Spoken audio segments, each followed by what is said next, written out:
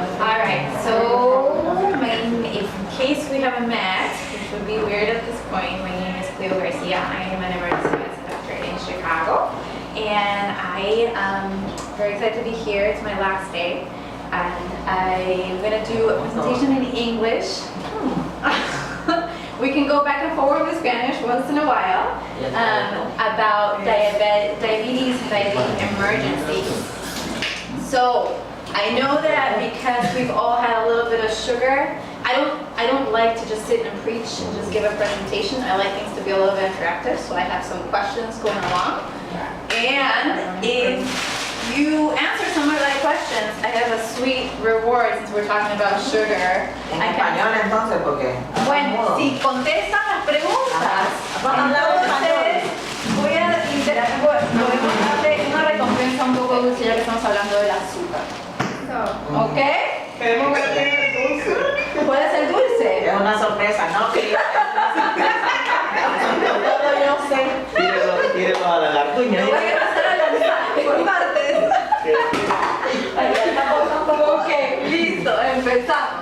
Okay, so question 1, hyperglycemic emergencies rarely occur in patients with previous undiagnosed diabetes associated with very low morbidity, often occur in conjunction with other illnesses, or rarely require hospitalizations. Emergencias de hiperglicemia. O suceden en gente que no han sido diagnosticados con diabetes anteriormente, tienen movilidad baja, suceden con otras infecciones o se me fue la palabra para illnesses, Dios mío, o requieren hospitalizaciones, o casi no requieren hospitalizaciones. ¿Cuál es la respuesta correcta? You guys can yell it out and I'm just going to start throwing candy. La D. Rarely, casi no se hospitaliza. Casi no se hospitaliza. Yo esa diría. No, aplazado el examen. Otra. Rarely occur in patients with previously undiagnosed diabetes. No, rarely no. ¿Segura? Rarely no. ¿Segura? Es que no. I would say sí. Sí. C is the answer. Ahí está. Muy bien.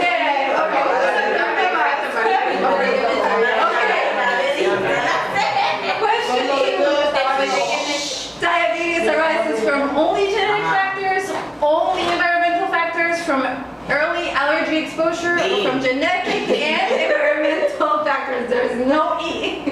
Diabetes viene solamente de factores genéticos, factores del medio ambiente, expuestos a una alergia, o vienen de una combinación de algo genético y algo del ambiente.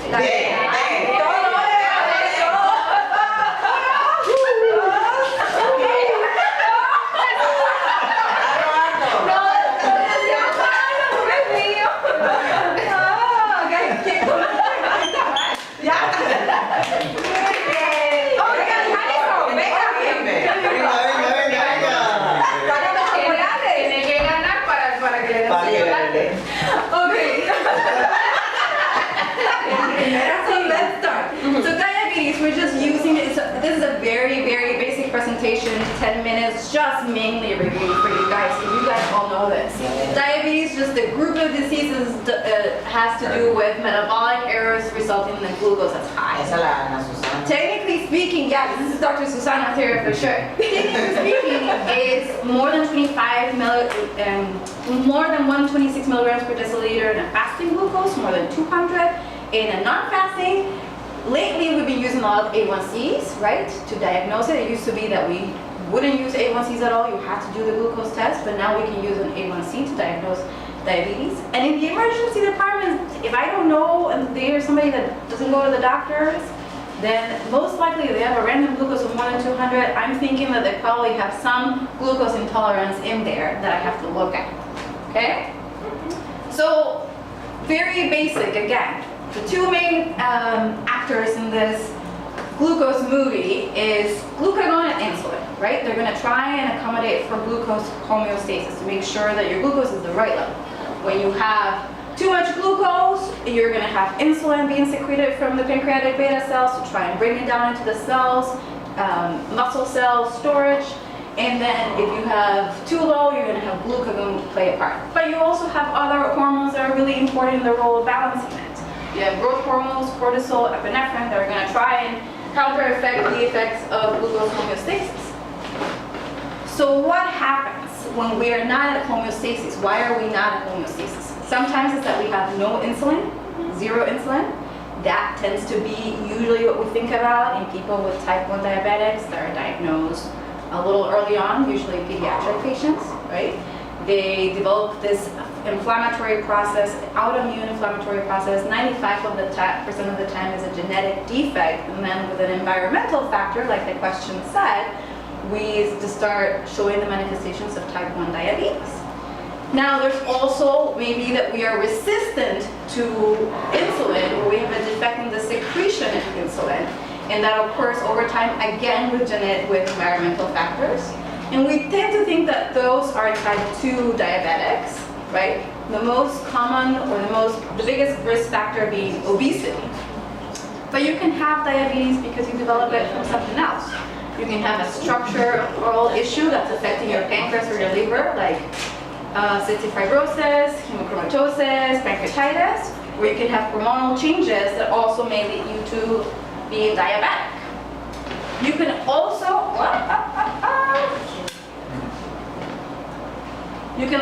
have medications. Somebody that's on chronic glucocorticosteroids, they have sugar all the time. Their sugars are not going to be controlled. They may need to be started on diabetic medications even though they've never been diabetic before. Hormone replacement therapies, lots of blood pressure medications. Cimetidine, heparin decreases the absorption of glucose. Psych medications, lithium, haldol, right? All those can lead you to a class of diabetes. Question, what is MODY? We're not going to go through all the types of diabetes that we're going to see, but anybody knows what MODY is? What does it stand for? No? I work in the ER, so I really don't see these things, but I figured you guys would know. No? What does it stand for? Maturity onset diabetic of the young? That's an English acronym. Yeah, that's an acronym. Yeah. It's an English one. It's an English. Yeah. It's an English acronym. Do you guys know what it is? Anybody? No? It's a type of diabetes 2. Really? She's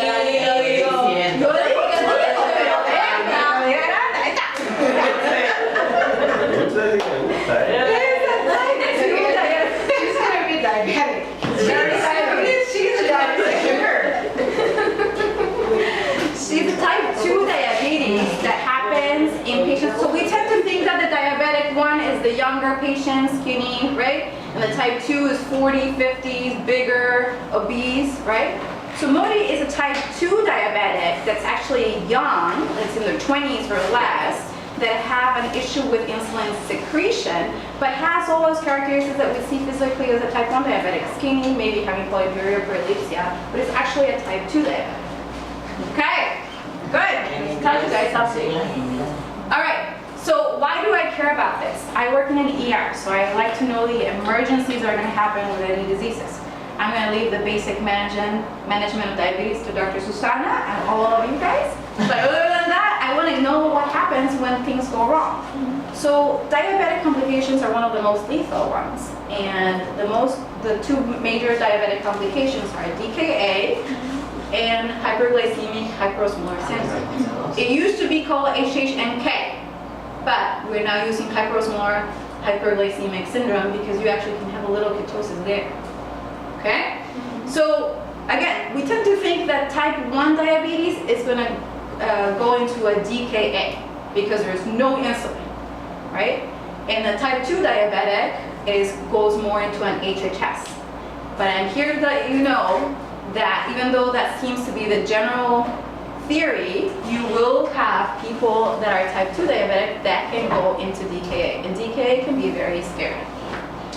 Why do I think there's happening more than people are actually admitting or the books are admitting? One is because diabetes is now being diagnosed in patients that are much younger, right? It used to be that it's 50s, 60s, and now we're seeing 20-year-olds that are obese, that are diabetic already. We were talking about metabolic syndrome earlier. We are having issues with people with diet and early onset diabetes. And the other thing is, as you are you have a prolonged hyperglycemia, you become more insulin resistant, it could be to the point that you already don't have any insulin. So you may need as much insulin further on in your type 2 diabetes as your type 1 diabetic. So then you have similar manifestations. Okay? All right, so what happens to go into these two things in general for both of them? You have a stressor, right? An infection, a heart attack, stroke, something like that, that's gonna cause an increase in the counter-regulatory hormones and a decrease in the effective absorption of insulin, right? Sometimes you don't need a stressor, sometimes you could just be non-compliant. In HHS, people tend to be more non-compliant. And because it tends to happen in older populations, an issue with HHS too, it may be that if they're demented, they're not gonna take their medications. Or if they don't have access to water, they're not gonna be able to balance their glucose as well. So you don't necessarily need a stressor, but you may need a stressor or non-compliance. So once you have this disbalance in your body, right, you're not producing enough insulin or you don't have, you have a resistance to insulin, and then you have this stressor, you're gonna have lots of glucose in your system, which is gonna happen in a few minutes after all the chocolate I've given you. Then you're gonna spill it to your urine, right? You're gonna produce glucosuria. That's gonna pull water, which is also gonna pull lots of electrolytes, and it's gonna create a lot of salts, potassium salts and sodium salts. You're gonna create a big metabolic derangement, and you're gonna try and stimulate your body because it can't assimilate all the glucose you're ingesting. You're gonna try and produce more sources of energy. So gluconeogenesis, glycogenolysis, and lipolysis are gonna be stimulated. You're gonna form other sources of energy called ketone bodies, and you're gonna be in this complete imbalance. So this happens in general for both processes, but let's look at them in comparison. So as you can see from this table, this is very basic again, you have in diabetic ketoacidosis a lot of acidosis, but you may have a little bit in HHS as well, right? The key thing in diabetic ketoacidosis is that acidosis, as the name says. Your glucose is gonna be high, but look at that glucose over HHS, it's more than 900. That's a lot. Right? Part of the reason for that is because your diabetic acidosis, because of that acidosis, they tend to present a little bit earlier. So they come in over 24 hours. But your hyperglycemics are going to come over days. So they have more time to become hyperosmolar, and there's more time to become hyperglycemic, and more time to be dehydrated. Which is why in your dehydration for diabetic and hyperglycemia, you see severe and profound. But the severe is like 6 to 8 liters of volume depletion for DKA, and it's about 10 liters for an HHS. So lots of fluid down, right? And you can see the difference in bicarb as well, which is going to contribute to that acidosis, okay? It's important to know that all of this is a spectrum, because you can be in DKA and have a glucose of 250, and you still have a high GAP, and you still have low bicarb. It doesn't matter that they look great and they're in 250, it can still be DKA. Or you can be much further along, depending on when you present, what your renal function is, and your severity of illness, and your age. So all those things are going to come into account for DKA and HHS. Okay, so because you guys are falling asleep, what are some of the symptoms that you get with hyperglycemia, DKA?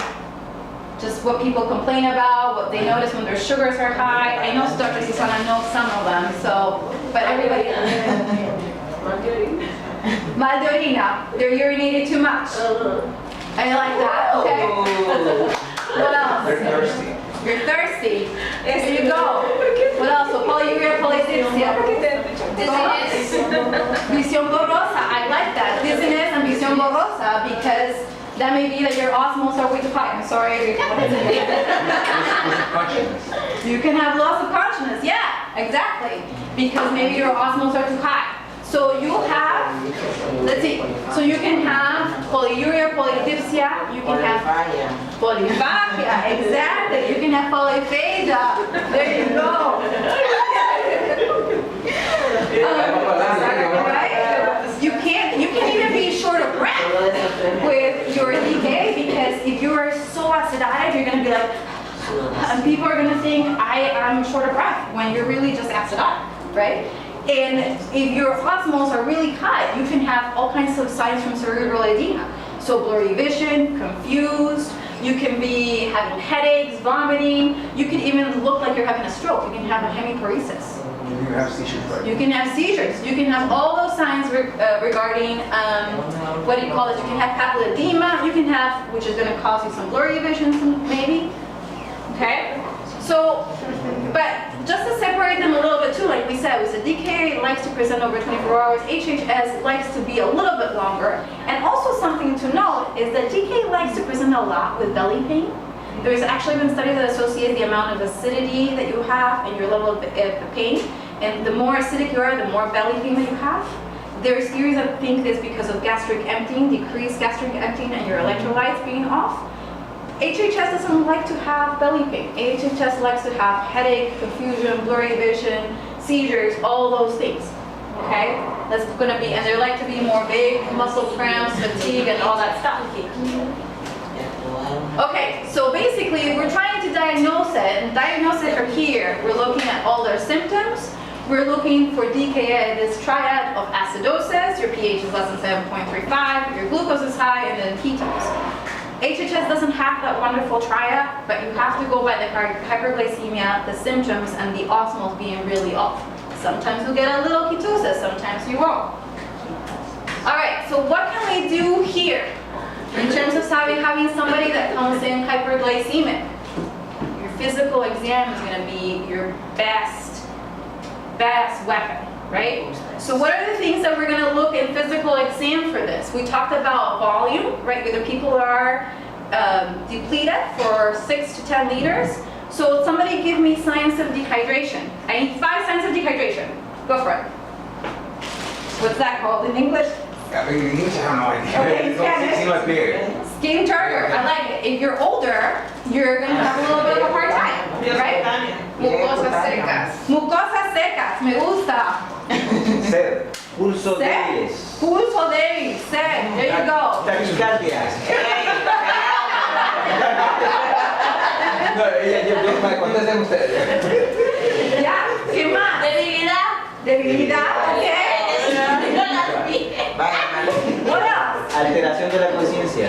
Alteración de la conciencia. What about anuria? I like anuria. I like it. Okay. What about Stop. No la meto más. presión baja? I love. Miren que el doctor no puede decir nada. Muy bien.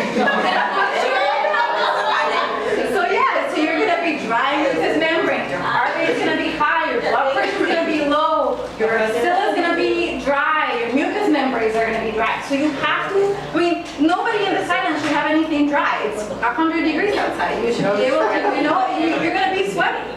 So yes, your physical exam is going to be your best bet. Your Kuzma respirations, right? Yeah. Those hyperventilation breaths that we were talking about earlier, those are your Kuzma respirations because you're trying to blow all that CO2 out, okay? And then that fruity breath, anybody has smelled that fruity breath? So it's not very pleasant, but it's not very fruity either, but it's there. It's like rotten fruit. Yeah, exactly. Yeah. All right, very good. So when you have all those things and you have your urine dipstick that we do here, right? And you're seeing ketones and you're seeing high glucose, I'm calling this DKA until somebody tells me otherwise not to, because that's what I'm worried about. Okay? Question. I think this is one of our last, no, we have one more question. What is the mortality rate? I don't know if you were paying attention to the previous slide that I had earlier. What is the mortality rate for HHS? 95, the C. B. They said it. Yeah. What do you think is the mortality for DKA? 8. Very good. Oh my God. Yeah. So the mortality for HHS is a lot higher. Okay. So maybe because your patients are a little bit older as well. Some people say it's 5 to 20. Some of them says 20 to 40. So I'm saying 5 to 40 will make it a question. Okay. So what do we want to do for management of DKA? I'm an emergency medicine physician, so I'm thinking in terms of emergency medicine. So everything for me is ABC. Airway, breathing, and circulation. We're moving away from that a little bit. So now we're thinking more CAB, because circulation is really the most important thing. Now, doesn't mean that when they come in and they're hyperventilating and they're not maintaining, they're confused, I'm not gonna be worried about their airway, and I have to worry about their respirations as well to keep their respiratory rate to try and because it's a compensation, right? We're trying to keep their respirations to try and compensate for that. But C is the big thing here, and this is something that you guys are gonna hear me talk about over and over. Fluids, right? People are 6 to 10 liters down who have to replace their volume. It said, this is from a source that I really like, it's called Live in the Fast Lane. It's an EM resource that we can find stuff in online very, very quickly. So we're talking about 20 mLs per kg, right? And your 70-kilo man, they're getting 1.5 liters in the first hour. Nobody's 7 kilos, maybe Dr. Rafael is 70 kilos, but everybody else. Right? So they're getting like 1 to 2 liters really in their first hour or so, because you really have to replete that intravascular volume. After that is when I have to worry about their potassium and their insulin and give them potassium and insulin. So what Life in the Fast Lane suggests is, if you look at that last line, is one regime is to give them 1 liter, maybe 1 liter or 2 in the first hour, then you're going to do a rate of 500 mLs per hour. And then you're going to switch your rate to 250 mLs. So that's a lot of fluid to try and give them a good amount of fluid in the first 9-10 hours that they're presenting with these symptoms, right? And then I want to go for it. What if the patient is hypertensive? Then I will control their hypertension and still give them intravascular volume, because their hypertension can just be a manifestation of the malaise that they're feeling, or the fact that they haven't taken their medications, just like they might have not taken their medications for insulin, or for diabetes. And if they have congestive heart failure, where their ejection fraction is less, then you do have to be mindful of your fluids, right? If you do have an echo, I have an echo that shows that their ejection fraction is 4, I still have to hydrate them. I have to be very gentle about it. I have to be a little bit more gentle. What if they have a kidney failure? If they have kidney failure that are on dialysis, you also have to be very careful with their fluid management. But what happens is, go ahead. Those patients shouldn't be managed here, they should be managed in the hospital. I'm just trying to let. Okay. Just in general. Yeah. So I what just we want to make that. Yeah, so what we usually would do is I will still give them fluids. I won't give them maybe 1 liter, I'll give them 500, reevaluate them. And I will talk to the nephrologist about dialyzing them. Because if there's a diabetic that's coming in with a pH of 7, that's already an indication for dialysis. Yeah. So they need to go to dialysis, get fluids, and get that acidosis out of them. So it's a different management if they're not producing any urine. Okay? So after that, we want to check the glucose every hour, because you can drop the glucose with just insulin, which is fluids, right? And then you're going to manage your insulin and potassium based and your sodium based on those repeat lab tests. Your insulin, we usually start at 0.1 to 0.15 units per kilogram per hour. That variance depends on if sometimes we give them a bolus prior to starting. Sometimes we just want to give them a higher dose, right? But because we're giving them insulin IV in a drip, we're checking their glucose every hour. However, if their potassium is too low, what does insulin do to potassium?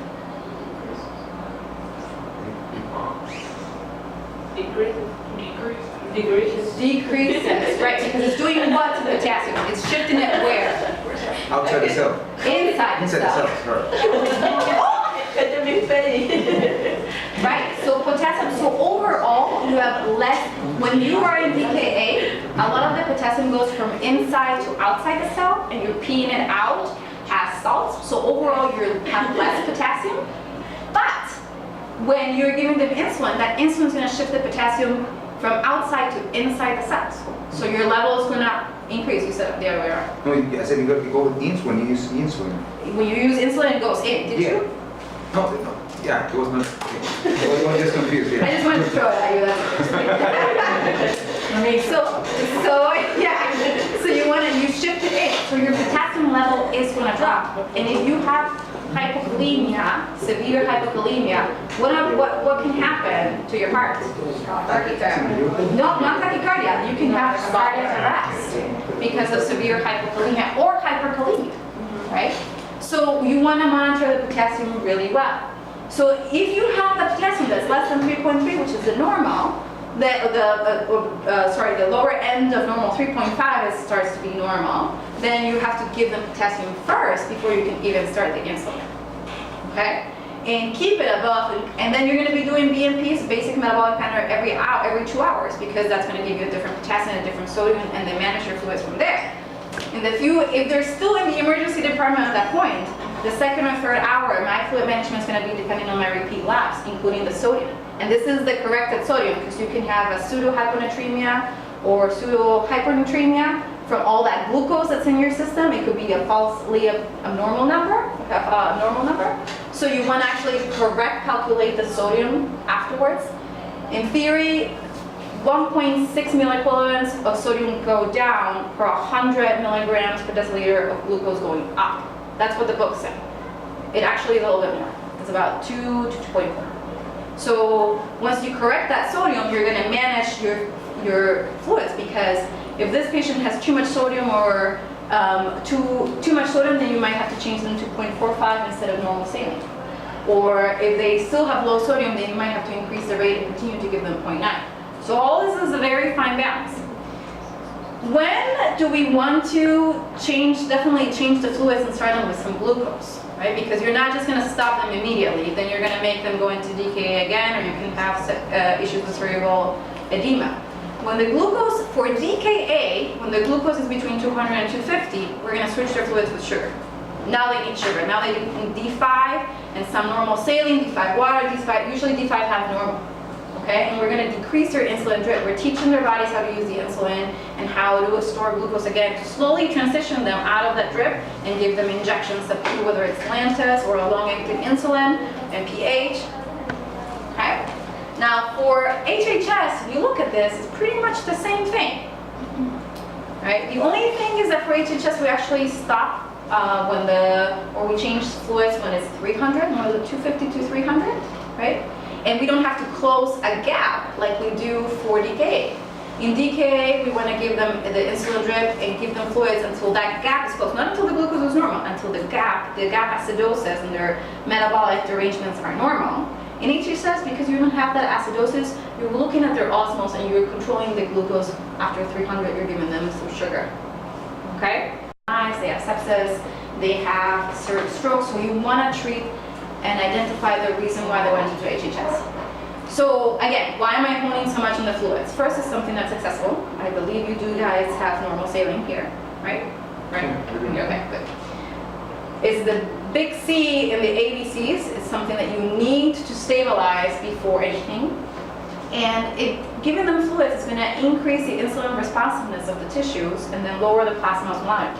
It's going to reduce stress hormones, it's going to reduce vasoconstriction, it's going to improve perfusion. So it's not just going to give them that stability and decrease their heart rate and improve their high blood pressure, it's going to do other things at a microscopic level. Okay, so what can we do here? So insulin, we've reviewed insulin, we know how much insulin fluids to give. You guys also have insulin sub-Q, right? So we use insulin IV because we're constantly doing a drip and we have constant monitoring. But sub-Q insulin in somebody who doesn't have, is not severely or cardiovascular or hemodynamically unstable, you can use sub-Q and it will have the same effect as IV. So and it doesn't shift the potassium from the cells as much as if you give it IV. So IV is going to do it's going to shift it quite a bit. In fact, in our treatment for hyperkalemia, in the ER, we use insulin, bicarb, glucose. We give them an amp of glucose after that because we know that's going to be shifting. But if you give them sub-Q, it's not going to shift it as much. So if you don't know about potassium, you may be a safer terms to give them sub-Q than give them IV. Okay? But you still have to, again, this is not somebody who's severely decayed that needs to rush to the hospital. This is somebody that maybe is hyperglycemic, but fairly stable, and can still have needs close monitoring. If it's somebody that needs to be transferred, of course, we need to do so. Okay, but with this, things to consider, I was trying to come up with suggestions, but I really have very little because you guys are doing such a great job. I mean, you're already screening people and of 30 years old, maybe and above, what you're doing a random glucose, right? So you're already catching people that could potentially be diabetic right from the get-go. Maybe we could consider chemistries. We have access to chemistries POCT and as well as the lab, so we can look at sodium, potassiums, chlorides really quickly. So it could be something to consider because, a derangement in electrolytes doesn't only happen for DKA, it can happen for paresthesias, it can happen for weakness, it can happen for any other of those things. And then consider maybe a urine dip in those patients that we're not screening for DK or for hyperglycemia with a point of care glucose. See if they have symptoms that could be worrisome, like a urine dip in kids. Okay. Last question. Yes. Those chemistries were taken off because of not Using enough. I know. If they are going to use them, then they certainly could be added, but to buy reagents and have them go to waste because Exactly. they don't do those chemistries. Absolutely. So that's totally up to the doctors. Absolutely. So I think this is the last question. We just went through this just in case you were listening. Who wants to answer it for one last chuckle? So the potassium replacement needed prior to insulin. More than 6.5, 5.5 to 6.5, 4.5 to 5.5, or less than 3.3. Everybody. B. B. A. No. They needs to happen. There you go. Potassium replacement need to replace it if your potassium is already